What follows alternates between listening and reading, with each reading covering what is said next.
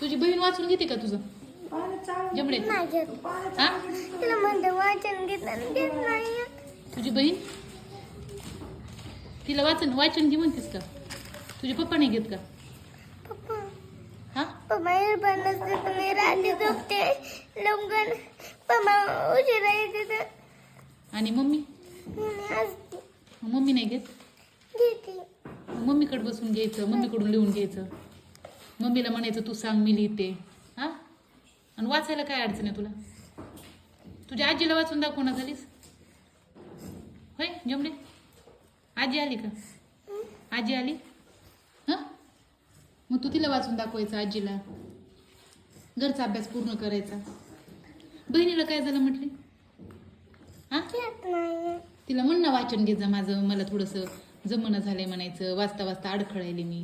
हां ती घेत नाही मॅडम. काय म्हणते तुला? मी नाही घेणार म्हणते. हां मी घेणार नाही म्हणते. मी घेणार नाही म्हणते. म्हणायचं ना मॅडमने सांगितलंय माझं थोडंसं वाचन घे म्हणायचं. म्हणते त्याने काही घेत नाही. हां म्हणते तिला. बरं बरं सारखं वाचन केल्याशिवाय वाचनच येत नाही बेटा. त्याचा नियमच आहे.